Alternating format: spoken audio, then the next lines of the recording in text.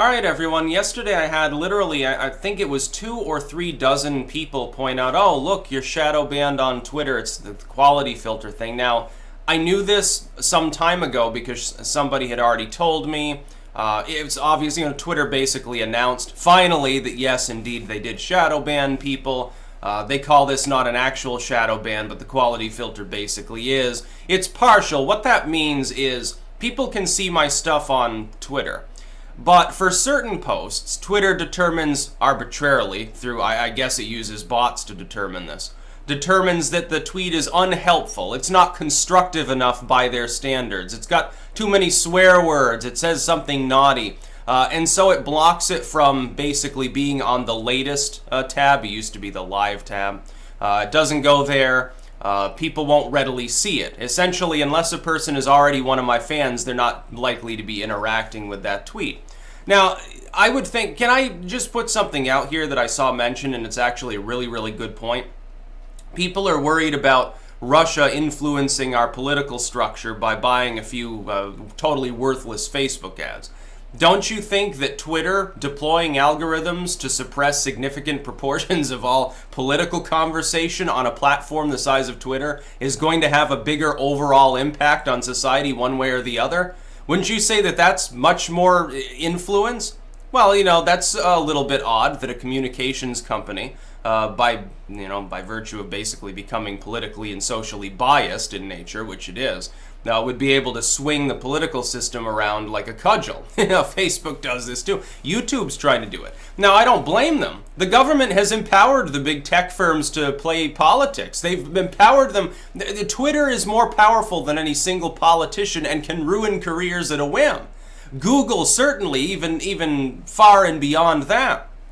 Facebook, Amazon, these big tech firms with billions and billions and billions of dollars, unfathomable numbers of people interacting with their content that are interconnected with every fucking part and parcel of the internet, to the point where Google shrugs off a $5 billion fine. The government has empowered these firms to very, very easily wipe the floor with politicians. It's really difficult. Some small-time senator caught up in a scandal. Twitter and YouTube combined could basically make or break that person's career by either deciding that people that are pointing out their scandal are guilty of wrong, think they like that person, so they start using the quality filter or something, or by promulgating it and letting it spread naturally and virally. And they know this fact. The quality filter on Twitter is presumably totally worthless. Now, it'd be interesting. Someone needs to build a program where you can see what specifically has fallen under the quality filter for several reasons. Number one, if we had enough of a sample, we can analyze that material, figure out what triggers it, and avoid it. We could work on active anti-censorship countermeasures, so to speak. That's one advantage. Because machines don't understand sarcasm very well, it's slightly easy to get around certain kinds of filters. People have been doing this for a very long time. I suggested that people should make up language creoles. Literally, they should substitute for words that are likely to trigger a filter, short phrases that fit within the context but are understood to have a different meaning and won't trigger the filter, are simply substituted. If you can figure out such a creole, you're talking about a few hundred terms at most to substitute for. That's basically it. Then, of course, people need code names too, content creators, because they could be filtered more directly. They could decide that any tweet mentioning like Malnu is gonna be automatically filtered and demoted or something. They could probably do something like that. Hell, they may already do that. So I just find it funny. But the way that the quality filter works is situational. It's basically your tweet, not the Twitter handle itself, not your whole presence there. But an individual tweet has been put partially in the naughty bin. People can see it. It's still there. It's not removed. It doesn't get you banned or suspended or anything like that. Your fans can still see it normally, but they're not going to get an active notification all the time. That system, it's glitchy anyway. It's partially fried. And then people who are outside of your sort of web of contacts, they're not going to see it.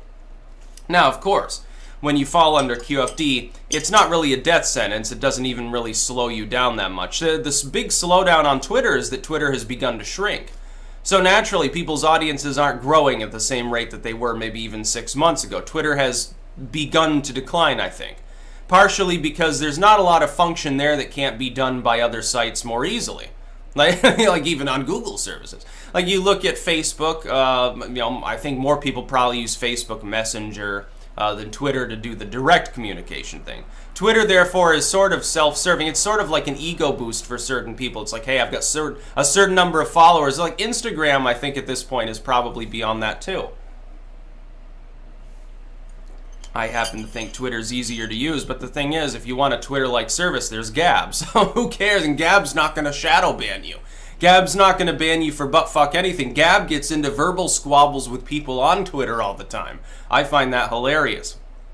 This kind of censorship, by the way, it's not usually helpful. But yes, I've gotten like dozens of messages and comments and stuff about it on Twitter and elsewhere. A couple people had messaged me like on other platforms too. Including someone I know who messaged me on Facebook, which I rarely use. And it's like, oh, you're shadow banned here. Everyone's shadow banned. I'm like, yeah, I'm sure that I am. It's self-explanatory because I weigh in on things of a political nature. Twitter has political views now. Therefore, they're going to suppress people like me. Look, if I had my way, if I were singularly enabled to impose whatever policies I wanted anywhere in the world, big corporations would not be the winners. Small businesses certainly would. Consumers certainly would. Corporations not so much. A lot of them would run afoul of my anti-monopolistic views and get cracked apart. That way you go back to actual capitalism. By the way, politicians wouldn't be getting any corporate donations. No, I don't think that there should be one category for business donations. It should be capped at a low level, the same as individual contributions, and that and a small amount of public funding for the top 4 or 5 candidates for a slot should be the only funding that goes into politics. No more problem with super PACs. No more problem with Walmart donations. Fighting over which tech firm am I going to be backed by? Silicon Valley, Hollywood making millions in donations. And it would also be capped for the local sort of groups like, the DNC, the RNC and stuff. That'd be a second tier. It'd be separate and you could have a capped donation to each of them. And that's all you can donate. And if you run a business, the business itself as an entity can donate. Again, a small amount. It wouldn't matter whether it was a ma and pa store or Walmart. Single donation into each race. That's all they'd be privy to. And it'd be a much better country. It'd be a much better world if every country had a situation like that. With a stronger constitution as well. As far as Twitter goes, like it's a for-profit, multinational, technically, although it's US-based firm. Operates worldwide. It's got billions in assets. It has to pay taxes. It has income. It's a corporation. It's for-profit. They got to turn a profit to exist. Don't you think they're going to jealously defend political views that happen to coincide with them making a profit and continuing to exist over people like me with political views that probably are anathema to their continued existence as a monopoly? People who talk about they don't like censorship. They don't like corporate monopolies. They're real capitalists. We're the enemy of a group like Twitter. Now, the government could solve this easily by rendering these sites into public utilities. You don't need to render the site specifically. You simply need to impose a situation where groups that have a certain market share within some sub-internet sort of situation, e-commerce, messaging, whatever, cannot censor users unless their behavior is disrupting others' First Amendment rights, or they're like hacking or something, the Fourth Amendment, or they're doing something criminal.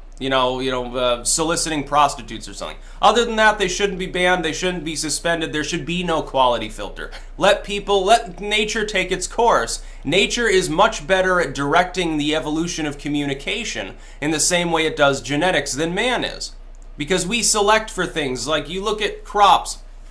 It's a perfect example. They're trying to bioengineer, essentially, human communication. We did that with agricultural crops. What do we know about agricultural crops? Most of them can't survive in nature. They require our continued prodding and chemicals and things like that just to even fucking grow. And that's, some of those, that's even like heirloom varieties. You're still going to need some source of fertility, otherwise you're going to have some problems down the road.